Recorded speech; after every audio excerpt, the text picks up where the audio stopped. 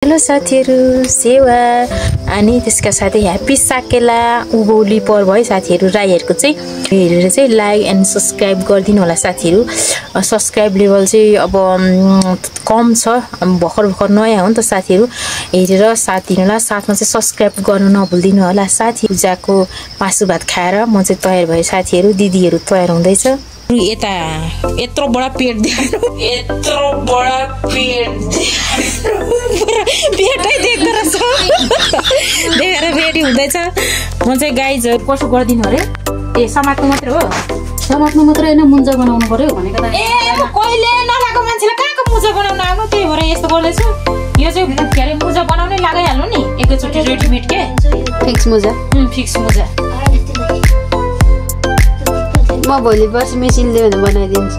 त्यो त ठिक हुन्छ नि त। कति पर्दो रहेछ त्यो मेसिन चाहिँ ल्याउनु पर्ने रहेछ के साथी हो। म चाहिँ ठिक भइसके। यहाँ बुढो मैचीहरुले साह्रै ढिलो गर्छ जस्तो छ गाइचो यता कति लिन्छ मिटर साथी कति पो थियो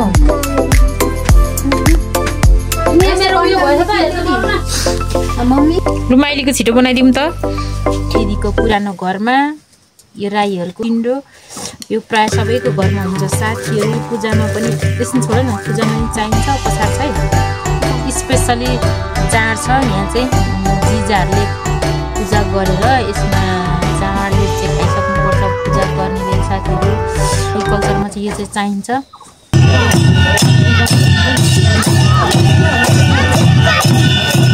बाटो लागेको हामी चाहिँ हैन, यस्तो साह्रो कुहिरो लागेको छ।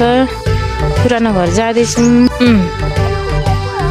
यो त माने मरेको मान्छेहरुको बनाइदिएको नि त,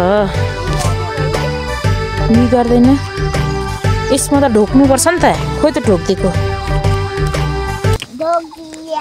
ए ढोक्दिया हाम्रो जेठी दिदीको घर थियो यहाँनिर चाहिँ। ऊ घरको वाल यति नै रहेछ साथीहरु। हाम्रो पुरानो घर थियो त्यहाँ, त्यो पछाडिको सानो भवन चाहिँ पहिलाको पुरानो साथीहरु। त्यो घरमा अब गएर पूजा गर्ने। मुमाले खोल्नुहुन्छ होला, छोड्दिउँ न।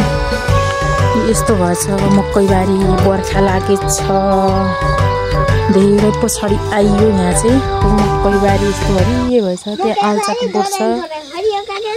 ओहो गीत फेरि कसरी आयो यस्तो छ हाम्रो पुरानो घर साथी। क्यों नगर न त्यस्तो ब्याड। यो भित्र पस्नु मलाई सानोमै हुँदाखेरि नि त, सानोमा यत्रो यिनीहरू जत्रै थियो होला, यिनीहरू जत्रो नि अलिक थिएन होला त्यत्रो हुँदाखेरि मर्नु भएको नि त हाम्रो बाबा चाहिँ। अनि डर लाग्छ।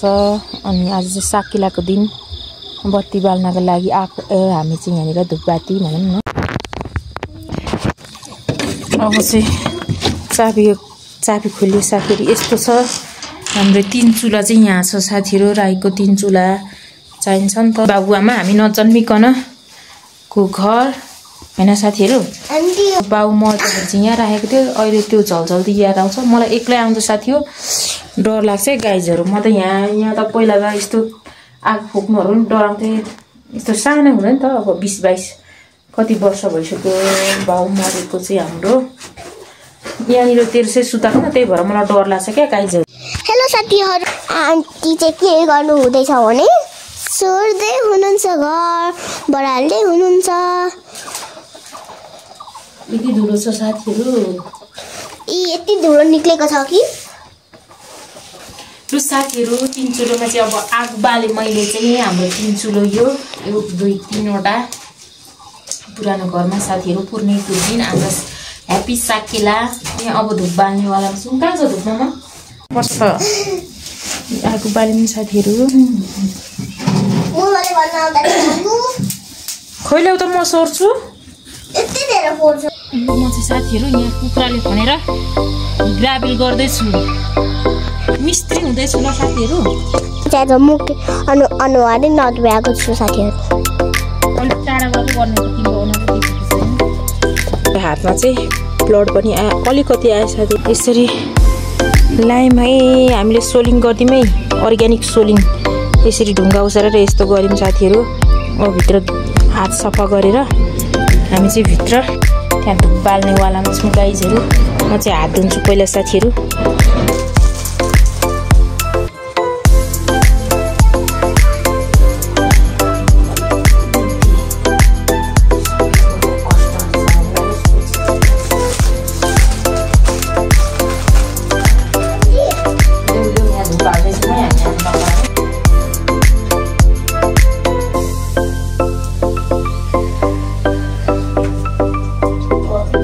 साथीहरू आजका हाम्रो चाहिँ सक्यौँ 3 चुलालाई पुजेर हरिका। म चाहिँ निकै पछाडि नै आएको साथीहरू।